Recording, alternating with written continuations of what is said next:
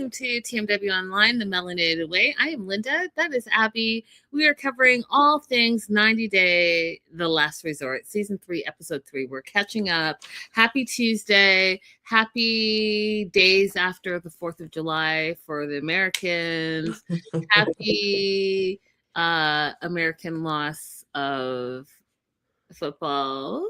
I know some people are celebrating and some people are sad. Wherever you land on it, that's where you land. But World Cup, happy World Cup. I'll say that. That being said, overall thoughts on Season 3, Episode 3, The Last Resort. How to make it last.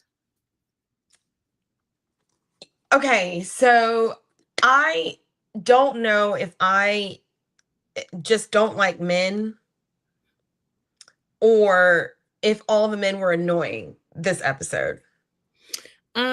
Yeah, that's a really valid question. I feel like there was a lot going on, and there's a lot of male fragility and male egos in this episode. So yeah, let's get into it. Guillermo's still mad at Kara. He's mad that she is selling her pictures online. She's like, yeah, I'm a single mom and I need to provide for my family. So I've chosen to do this. And yeah, the tatas came out and the prices went up. But guess what? I made more money. And she doesn't feel bad about it because she put a lot of thought.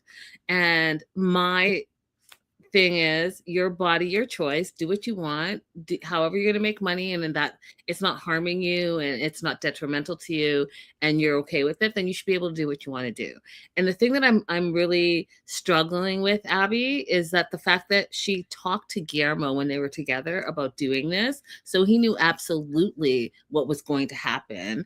And now, just like she said, now that you've changed your views because I'm the mother of your child and now you think I should be the Virgin Mary and all the things, she's showing up as the same person that she's always shown up as, and he's changed, yet she's getting criticized for that. What are your thoughts?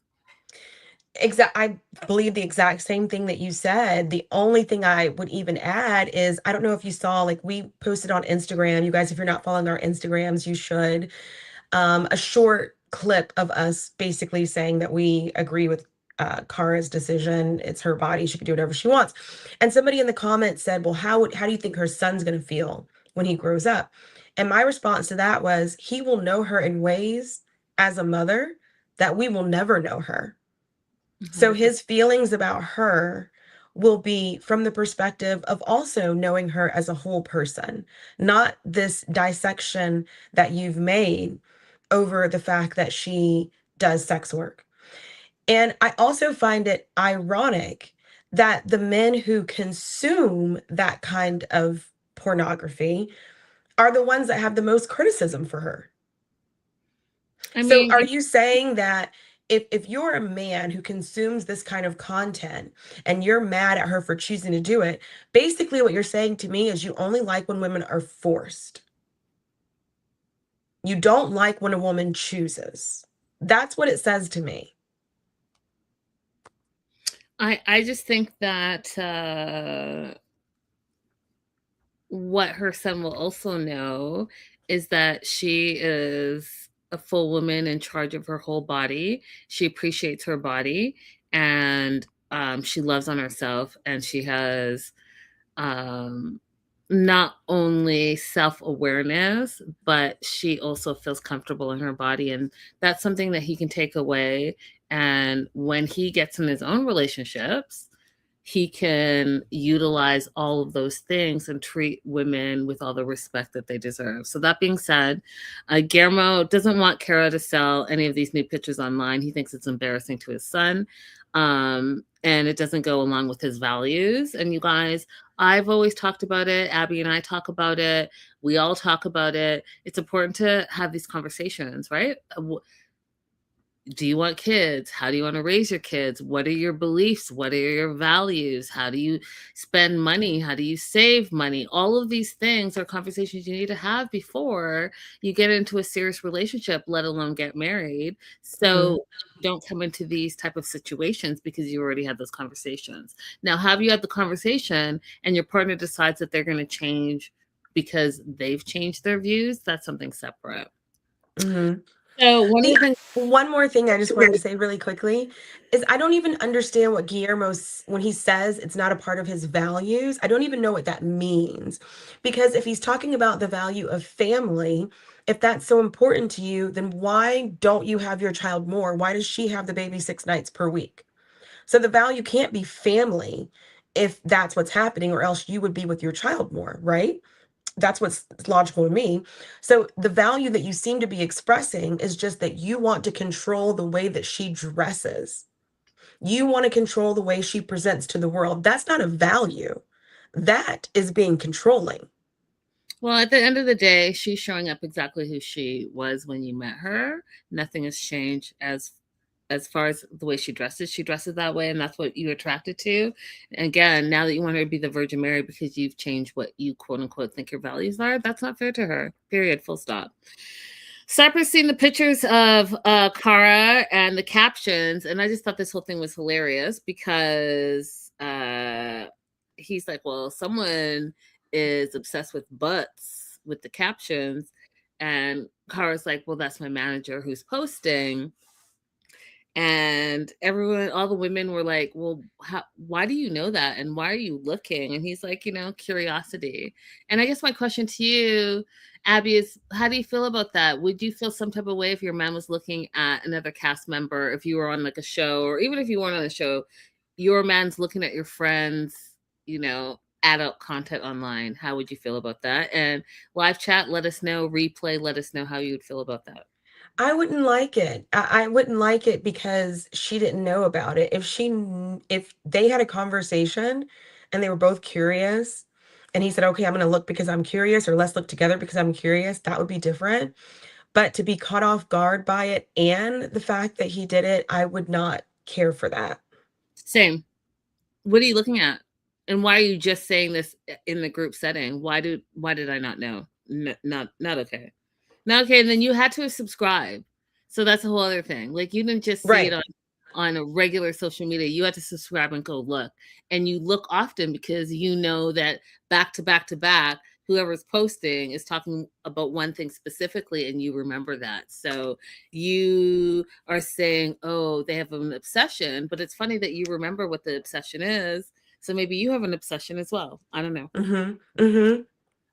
Cara goes on to say that she doesn't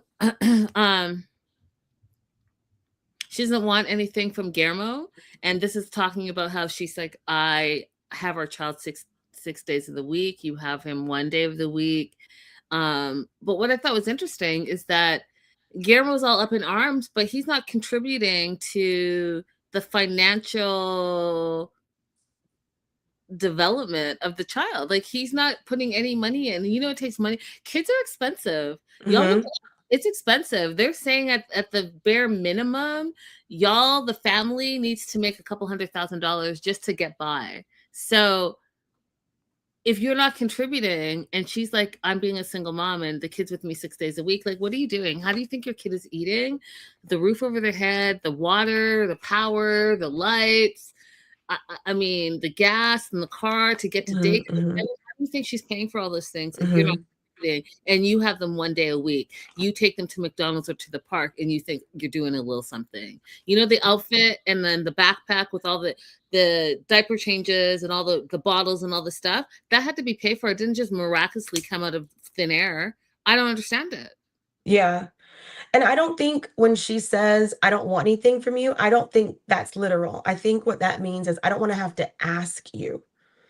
If you want to drop off groceries, if you want to go prepay for daycare, if you want to say, I'm going to come over and do bedtime routine so you can relax, or I'm going to have him every Wednesday so you can go do whatever, I shouldn't have to ask you and direct your participation in your child's life. I agree with you. And I also want to piggyback on that and think that maybe there's a history there. And maybe when she does ask him for something, there's stipulations. And that's why she's saying, I don't need anything from you, because it doesn't come clear and free for the benefit of her child. You are continuing to talk about me and what I'm doing and whatever it is that you're saying that I need to do to change my life so that you'll be happy. So I think there's a little bit of that mixed in with it. Yeah. Patrick is triggered by all of this talk, And I think that is super fascinating because I have my own opinions about Patrick. But he basically says that, oh, all of the women in the cast can be bought and he can't buy women, doesn't believe in it. First of all, you bought your wife and you are the provider, but you're only the provider because of the way you set up your relationship. And we already know in real time that that relationship has combusted. And there's a lot of things because it was super surface, right? You went as a passport bro, brought your passport bride back to America, wanted her to wait on you hand and foot and, you know, be the sexual object that you have made her into. And she pushed back and she said, no, I'm going to focus on myself. I'm going to focus on furthering who I am as a whole individual. And you didn't like that. And boom, your marriage exploded. So for Patrick to be the one that's triggered by it, again, you guys, here's the thing. Here's how I feel. I feel like women are expensive and we're expensive. And you know, nails don't get done on their own, eyebrows don't get done on their own, hair doesn't get done on their own, clothing doesn't get done on their own, and men are visual. And so all the things that you see that you think are like overnight, even like the no makeup face, there's makeup. And that costs money. All of those things cost money. So I think that men, you need to date in your bracket.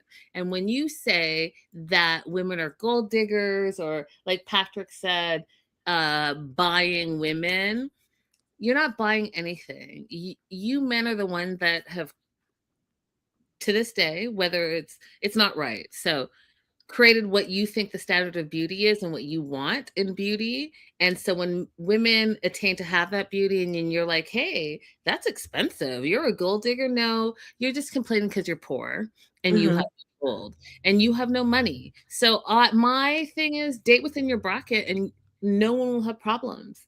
But if Yeah. you're going across country, buying a couple of $1,000 tickets, spending for a hotel, spending to wine and dine a woman in Costa Rica or Brazil, the Dominican Republic, wherever you're going to do all those things, don't be surprised when that's the standard that they now want you to continue. You know, you put yourself there. Right. Period. Full stop. Right. There's a very popular matchmaker online who talked about this problem, which I think applies to Patrick and Russ, is men who lead with their money because they know the money will increase their chances of getting a mate who possesses the qualities that they want, like somebody who's young, somebody who's hot, you know, but then they turn around and get upset when that person wants the money that they advertised. And so she has removed people from her dating pool, from her matchmaking service, because they specifically want to lead with money. But then when she hears back from the matches that they were being stingy or they're trying to go 50-50, she just removes them from her matchmaking pool. Because unless you want to go out there on the merits of your personality, you want me to match you based on personality, I can do that. And it's going to get the return that your personality warrants. But if you want to lead with money, then you got to spend the money. That's it. That's it. Hey, Joslo. Hey, Raydella. Yeah, I'm not. Listen, if you get triggered because you're dating out of your league, then that's on you. But don't blame the woman. Women are showing up exactly who they are. You're showing up exactly who you are. Period. Full stop. If that's not for you, then stop going for those type of women. That's it. Mm-hmm. And I also think that the reason Patrick finds himself triggered here is because I think that he has an intimacy issue. I think that he's unable to experience intimacy unless it is sexual. And I think that he's upset by the fact that Kara is able to access her body and, you know, like, and oh, it's okay with her to sell these photos or put these photos of herself out there for money when he's struggling with intimacy and affection. Absolutely, 100%. Hey, Olivia. I think that She's about to say something good. I know. I was like, should I not? I think that he has. I think that when he presents himself as a sex addict. I don't think that he is actually a sex addict. I think that he objectifies women. I think that there is some physical issues because of his past dealings with working out and maybe whatever he allegedly did or did not do that affects your body long term. So I think that he tries to make up for it with acting over sexualized. I don't think he's necessarily getting any pleasure out of it, but he is getting his quote unquote manhood and his sense of self through being hypersexual. Okay. That's what I Yes. Mm-hmm. think. And so all of this is triggering him, right? Because he came in as a passport bro with a bunch of money, and now he's realizing he can't sustain that. And also, his wife is like, "You're not going to continue to only look at me as a sex object here to serve you. I'm going to be my whole full person." And so he's forced to now deal with himself and deal with his issues. And like you said, he has intimacy issues, he has boundary issues, and he doesn't understand like the balance of what a real relationship should be about, in my opinion. So Mm-hmm. that being said, the theme of the night was respect and etiquette. Um, and what's interesting is what we're finding with all the couples is finances and respect are the issues. And again, going back to what Abby and I have always told you guys, how are you not having the conversations about finances? And with finances comes a lot of things, right? So however you feel about your finances, if your partner is not in line with that, it's going to be a problem. Hence, Russ feels disrespected, Patrick is triggered, even Sarper has his own opinions of what money means. You have to have the conversation. Money changes everything in every relationship, period, full stop. Sarper thinks that money represents strength, and he feels like women want to feel respected and safe. In order to do that, you have to have money, in his opinion. And Paola, this is where she jumps in. She says that she pays for everything. They were talking about like massages and like caring for your partner and getting them massages on a regular basis. And she pays for massages for us on a weekly. And he feels respected. And I'm going to tell you something, that's his male fragile ego. He feels disrespected because he says, "Why are you telling everyone that you pay for everything?" And she's like, "Because I do pay for everything." And she's tired of paying for everything all the time. And the fact that he doesn't treat her how she treats him is exhausting to her. And she feels like he's getting too relaxed, and he's embarrassed and feels disrespected. No, you're embarrassed because you don't work and you haven't worked for a long time. Your wife is telling you that she's tired of carrying the full load. You're comfortable being an at-home, stay-at-home dad, which is a job in of itself, but that's not something that you guys agreed on, nor how you met. You met as you were going to be the provider, and all of a sudden, you stop being the provider, and it's been years since you've been a provider. You're living in a trailer, and she's not even happy with that. And you're just comfortable not working and allowing her to be on the grind, hustling, like she said, making the money. Meanwhile, she has to be out and she has to travel in order to the grind. Meanwhile, you're home. She wants to spend time with the child that you guys both share, but she doesn't have the opportunity because you're not motivated to work. And I don't think that that's okay. Abby? I wanted the therapist to force him to state why it was disrespectful. I wish that someone had said this to him. When she said, "I pay for everything," or "I pay for the massages," and he said, "You're disrespecting," I wanted someone to say, "Is it true that she pays for the massages?" Okay. If it is true, then it's a fact. Why are you disrespected by a fact? Explain it. I wanted someone to kind of force him into that position, because what he's feeling disrespect is completely internal, just like you said. But I feel like they're not forcing him to realize that. All they're saying is, Paula, you could be nicer. The way you talk to him could be nicer. And I don't think that's what therapy is for, to just be nicer. Like, if there's a fact that somebody is not willing to confront, make them confront the fact. Don't make me have to state the fact nicer. 100%. Olivia says, similar to Manon, everyone called her a B, but her man stopped working. Most women don't enjoy that dynamic, and you're not wrong. Ziad is questioning whether or not Russ is a lazy person, or if Paola is just being disrespectful. And again, I don't think it's disrespect when you are stating how you're feeling. It's only disrespect to the male fragile ego. Russ is feeling disrespected because he's embarrassed for himself and he doesn't want other people to look at him like he is a bum loser. That's the only reason he is feeling disrespected. Paola can absolutely freely express how she's feeling because she's in therapy, and that's what therapy's for. So if you're triggered by it, think about why you're triggered. Like Abby said, what is it about this that is triggering you? Nothing she said is untrue. So what do you feel disrespected about? Because you're not providing? That's on you. That's Right. your real ego thinking that you probably should be providing and you haven't worked in so long and now you're triggered.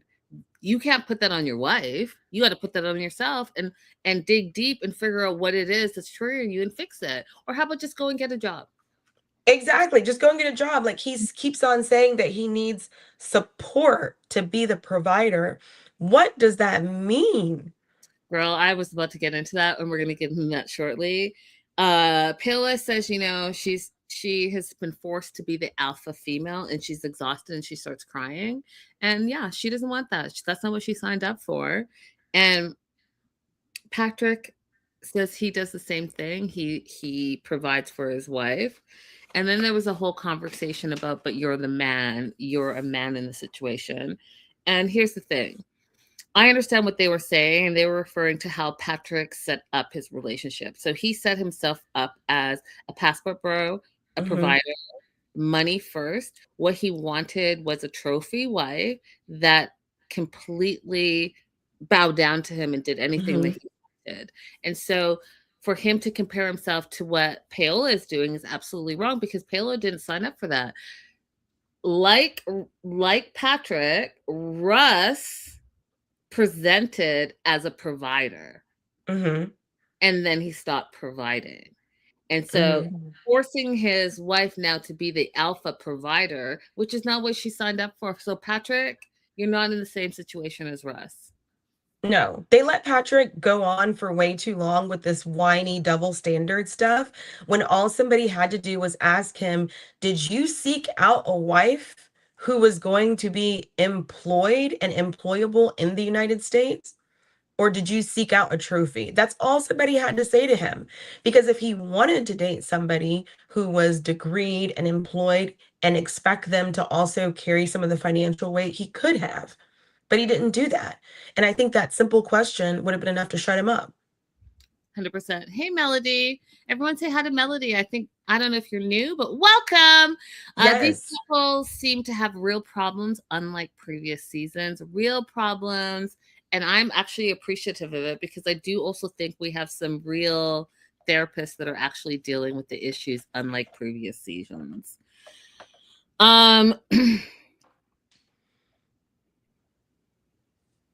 Persia, the life coach, basically sums up this whole dinner by saying that the women are saying that they want to be seen by their partners. And Patrick jumps in again and says, as long as you have a big wallet. And again, I feel like that's his fragile ego, right? You set your relationship up like that. Don't put all that on every other relationship in the room, because that's your situation and that's how you're feeling. Right. Do that rather than put that on all the other relationships. I just want Right. to that. And this dynamic exists outside of Passport Bros. I think I shared this story before. The first law firm that I ever went to work for all of the equity partners had stay-at-home wives, and they all hated them.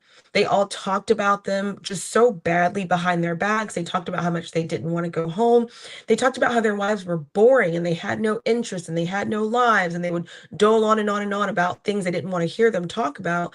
But yet they sought out spouses that were going to be stay-at-home moms. They didn't seek out spouses that had personal career ambitions. So it's men of all kind, not just passport bros who do this kind of bizarreness. You're right. So this whole thing was about respect and etiquette. I laughed as they were leaving, so people got triggered and started leaving this dinner. Sarper took a whole dessert tray with him, died of laughter because clearly no etiquette there. And what we walk away from, the takeaway is that money is a big issue in relationships, and if you don't talk about it, it's going to be the biggest issue in your relationship. And a lot of marriages and relationships end because of money and money issues. And then I have a question here, and I'll give it to the live chat and I'll give it to Abby. It's a straight question. Is Russ a bum? That's my question. Is Russ a bum? I'm giving everybody a chance to lock their answers in. Lock your answers in. Yes. Yeah, and let me tell you why I say that. Because I do know that he has years of working. You need to be willing to take any job that's available when you are trying to support your partner and support your family. You can't wait for the perfect job. You can't wait for something that has to be in your field. You can't wait for something that pays X amount. You take whatever job is available until you go on to that next thing when your wife is telling you that she's struggling. One of my biggest regrets when I was married was allowing that man to tell me that he would not get a job at the McDonald's up the street because he was an engineering student. Sir, I already had my bachelor's degree. I was working on my master's. I had my regular full-time job, and I was still waiting tables at the Civic Center to make extra money on the side. I'm not above that. I'm not above that. You cannot be above that if you have family that you need to support. That is bum behavior for him to just sit around asking Paula, hand me your wallet under the table so I can pay for the dinner. Don't tell other people that is bum behavior. Jocelyn agrees with you, says, yes, he's a bum. Olivia agrees with you. Yes, he's a bum as well. I'm going to agree with all of you guys. I think he's a bum. And that's why I raised the question. And I'm going to double down and say, I don't really understand his whole, he can't work because he feels degraded by Paola and his self-worth is down. He feels insecure and put down and not masculine because of the things that she says to him. What were you doing before you met her? You're a full grown ass man. I don't understand. So now your wife is unhappy because you stopped working. You haven't worked for years. And now you're blaming your non-working self because you feel insecure and you have a low self-worth. I'm going to tell you guys right now, self-worth is self-explanatory. You're not going to get your value from someone else. If you don't feel good about yourself, you need to work on yourself. Nothing that woman's going to pour into you, whether it's positive or negative, is going to have any type of consequence if you feel terrible about yourself already. She can't make you a better man. She can support you. She can give you words of affirmation. But if you already have a poor self-worth and you already feel insecure, how is she supposed to make you secure?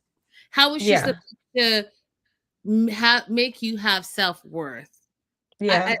How is the female supposed to make you feel more masculine? Like, make it make sense to me. That just sounds like excuses, and that's why I feel like you're a bum.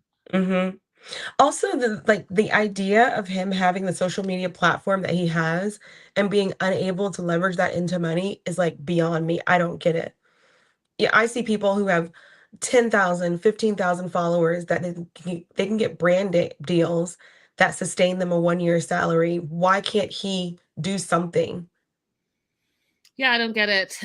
Olivia says he said he can't get a job in Vegas because he's an oil engineer. He could be like Jovi and work out of state. I'm sure they would both love the space. Yeah. I mean, in fact, Paula told him when she was going to Vegas, she was like, don't come here, keep your job, and then we'll work it out, a different way. Maybe we'll be long distance or, I'll come back and visit.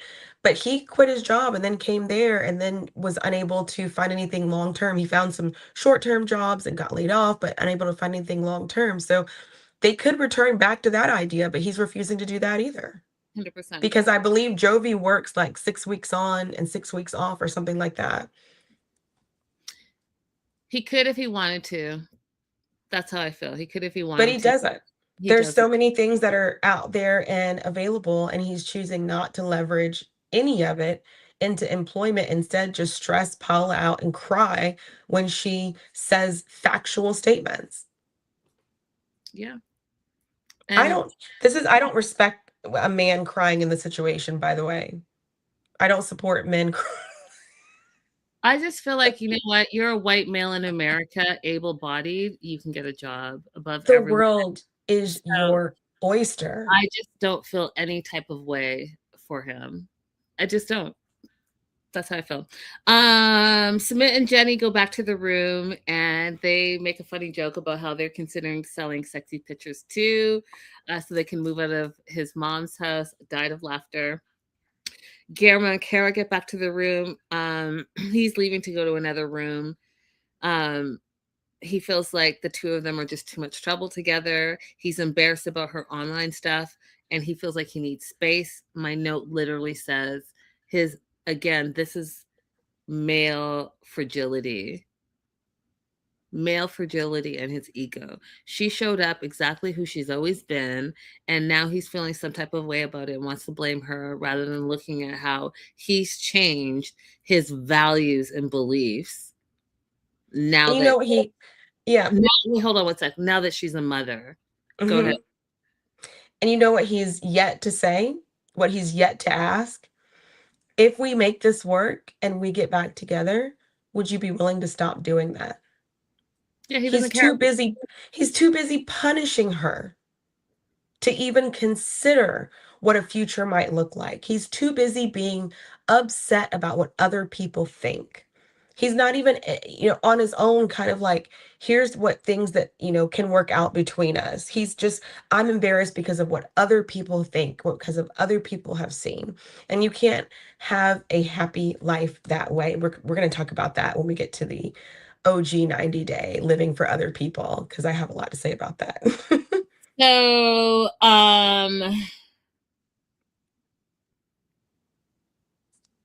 he's mad, and just like Abby said, he's punishing her. She's like, well, I don't understand what you're talking about. And he's like, oh, you made a joke about, if I was rich, if Patrick said I was rich, you said your booty wouldn't be on the internet, and I'm just done with it, he said. And Kara said, you know what? I've been the same person since day one. And just because you feel different doesn't, it's unfair, she said. And literally my note says facts. It's unfair that you've decided that you've changed what you value and you believe. And you're now not just blaming, you're punishing her for showing up exactly who she's shown up with all the time. Makes no sense. Mhm. Mhm. He goes on to say, and again, male fragility. You just don't care about me. And my note literally said, shaking my damn head. So all the mean things that you're saying that you're not proud that she's the mother of your child, you're embarrassed, you're mad about these pictures, you're mad because she's popular, you're mad she's making her own money, you're mad that she's providing for herself, you're mad that you're not providing for your own family, you're mad that men are seeing her as a sexual being, the same sexual being that you saw her, and that's why you married her, and that's why you wanted to be with her. And now you're having all these feelings about it. And it's all based on your own insecurity. So you're flipping it and saying that she doesn't care about you, but do you care about yourself? Lord Jesus. Okay.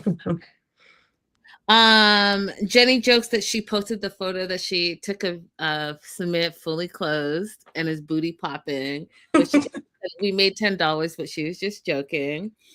And it's the next day. Guillermo woke up in a different room, again, playing the victim, saying that he needed space for himself. He reads a letter from the sex therapist. There's a quiz that all of the couples had to take, and they are all going to participate in their first sex therapy session. Thais and Patrick, Patrick says that he needs sex every day, multiple times a day, which is something that Thais was going to want to address in sex therapy. Paola is mad at Russ, and they had a big fight the night before, and in the morning the fight continued because she doesn't sleep well, and he tosses and turns. He decided to wake up and go to the gym early, which disturbed her sleep. She has resentment towards him, and rightfully so. She's explained the night before all the things that she's feeling, and I don't think Russ really heard her. And she literally said, "I'm yelling for help. I understand I need to control my anger, but I'm literally yelling for help," and he's not hearing her. And I thought that that was a very huge message. What did you think, Abby? It reminded me of there is a feminist theorist who talks about men and their noise, that men purposefully will make noise in order to disturb us, especially like when they're getting ready for work in the morning if we don't have to be up yet. And I was thinking about how that is used as a tool for control as well. And I'm seeing it show up here. And so the thing for me that I'm realizing is that, oh, I just thought, oh, Russ and Paula are coming in because they've been married for a long time. They're having like a 10-year itch. But what I'm really realizing is she's been dealing with a lot of controlling behavior that she doesn't exactly name as such because she probably doesn't know it's such. But when she describes it, I can see what it is. Mm-hmm. Mm-hmm. I mean, think about the little comment that he made about telling the son, "Mom is breaking the family up." Now he's making all these noises in the morning, disturbing her sleep because he wants her to get up when he gets up. Like all of these like controlling things that are happening. Him getting upset when she says factual statements, and then later on we find out that she's not even sexually satisfied. Like these are all control things. When I saw that preview, I was absolutely not done. So they have a one-on-one with Dr. Tyrone. Russ called him because of the fight that they had, and Paola just feels that Russ has no consideration. And one of the things that I'm just really impressed by is Dr. Tyrone is speaking facts and actually giving tangible takeaways for the couples to actually work on their relationships, which we haven't seen in previous seasons. So Paola talks about how the little things on top of what they already have to deal with are the issues. And she starts crying. And Russ says, well, I don't think, Russ thinks that she's too critical of the little things, and he doesn't think that those little things are important.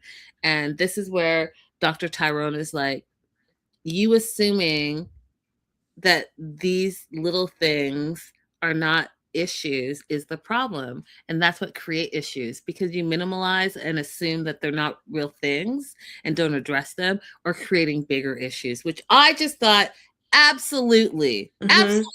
Mm-hmm. And then so he goes on to say, you know, if Russ did a better job with the small issues, would that be helpful with the bigger issues?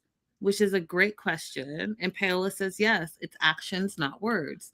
So I'm hoping that Russ heard not only his wife, but the therapist, because the takeaway was the therapist, Dr. Tyrone, was like, Russ thinks he's trying, but he's not trying in the right things. And that right there, I'm going to say it again. Mm-hmm.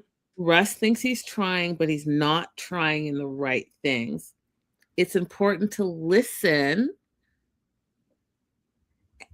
differently. You got to listen to how your partner speaks to you and to understand, rather than just how you already normally listen. And he goes on to say, after listening differently, you have to make those into actionable steps that your partner can see.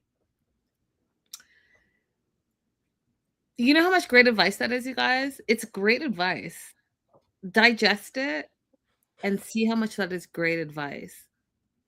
You have to listen in the lens of your partner. You have Mm-hmm. to digest it, and you also have to act on it. Mm-hmm. I'm saving some marriages out there. Well, I'm not saving them. I'm just reiterating that. That being said, Paola realizes that she needs to control her anger and be a little bit more respectful towards her husband, and Russ needs more consideration. So those are the two major things that they're dealing with in their relationship. Hmm. Russ goes on to say in his one-on-one that he wants to do better, but he puts the caveat, and this is why I know that he's not being serious. So he says to her, I want to do better, but he's looking for her support to lift him up. I'm a believer in support and lift up your partner and move together as one, and you're a unit and all the things. I'm a firm believer in that.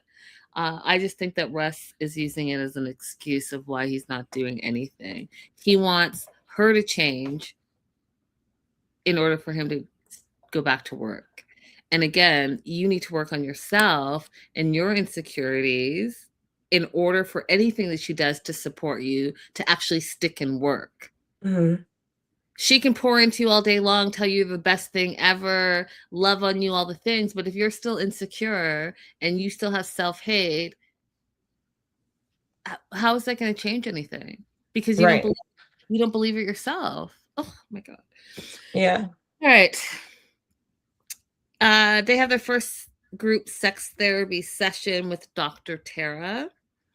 And this sex session is all about your sexual self, your true desires, and expressing yourself in bed.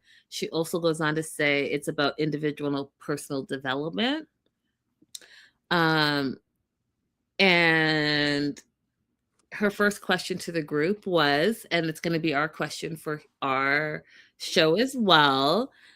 And I'm going to clip it a little bit and say, who was your first celebrity crush? I'll tell you who my first crush was. I don't know if they were big in Canada. Do you remember a group called Crisscross that wore their pants backwards and their shirts backwards? Yeah. I had a crush on the Chris, the first Chris. Um, I just thought he was the bee's knees, and I could sing every single one of those songs. But I mean, that was like 11, 12, 13, I Mhm. think. So it wasn't like it was just like, "Oh, I really like him." My first, like, real crush, like, real, like, the closest I've ever been to stalking somebody on social media, Lenny Kravitz. Love it. I had a few first celebrity crushes. My first celebrity crushes were Albie Shore and Method Man. Ooh. Okay, Method Man from, like, when he first came out, or when he started at like, what season of Method Man? Oz? All Wire? all seasons. I would dare say that it's still a celebrity crush. Y'all go to my Instagram. I worked the BET Awards last year, and he was there, and we took a picture together, and you can just see my face starstruck. Celebrity crush. So I dare say it's 100% still there. Yeah. Hilarious. Let us know what your celebrity crushes are in the live chat, in the replay. I'm just gonna go quickly through some of the cast members' celebrity crushes. Sarper was Sharon Stone. Shekinah was John Travolta, but old John Travolta, not young John Travolta. Ziad was Britney Spears. Rebecca was Bo Duke. And I was like, who? Anyways, John Schneider. Kara She's was from the Dukes of Hazzard. That was really funny to me because I knew what she was talking about, and I was like, "Dang, I am old." uh, I recognized the guy's face. Kara was Vin Diesel, Triple X Vin Diesel. Patrick was Demi Moore in Striptease. And I thought it was funny because Dr. Tara was like, it feels like you married one, which is all encompassing of everything that Abby and I have been saying about Patrick. Rush with Shakira, which totally makes sense because look at his wife, right? That's a whole lot. Like all of their crushes make sense in their marriages. Jenny was Tom Hanks, but young Tom Hanks, not old Tom Hanks. Forrest Gump Tom Hanks, which goes to show where she is with the young men. And you flip it and submit with some Bollywood 50-year-old actress, Rekha, and he realizes that he likes mature women. Now, this woman is not even from his generation, it's from his father's generation. So he was a toddler lusting on. Sarper says it's giving pervert vibes. I mean, I guess. So the next thing they do in sex therapy is they learn about their sexual profiles. And I didn't list everyone's profiles, but she did really focus on Thais and Patrick. And so Thais was consistent, traditional, monogamous, and gentle. Patrick was dynamic, kinky, monogamous, and animalistic. So you can see where there is a disconnect. Someone wants consistency and then someone wants to just be dynamic. You can see where there might be a disconnect. Traditional versus kinky, disconnect. Monogamous, they're on the same page. Gentle versus animalistic, completely on different pages. So you can understand. And also looking, Abby, at the relationship, all of this makes sense. She wants consistency, monogamy, a regular, I don't know if regular is the right word, but just like a traditional marriage. And he wanted something different. She asks if it is normal to want and have sex every day, multiple times a day. And I thought it was interesting that the doctor said it's, every day is normal. And I think that's normal too. But multiple times a day, she's like, it sounds to me like you're asking if you think he's a sex addict. And are you obsessive with your thoughts of sex? Are you obsessive with your thoughts of the M word? Are you obsessed and does it stop you from working? And that's where they left it. And what I thought was interesting is that he paused in his answers. Because he couldn't automatically say no. Yeah. He couldn't. So obviously there's something going on there. I also wanted her to inquire about how much pressure was put on her, because you wanting it multiple times a day is very different from how often are you asking your partner or demanding from your partner, because that's a totally separate issue. 100%. 100%. That's all I have. Do you want to add anything else? That's all I have too. You guys, don't forget to like and subscribe. We are doing back-to-back shows, so come on back at the 7 Pacific time, which is right now. So come on back in the next 5 minutes to our other show. We're covering all things 90 Day Fiancé, the original. Love y'all. Bye. Bye.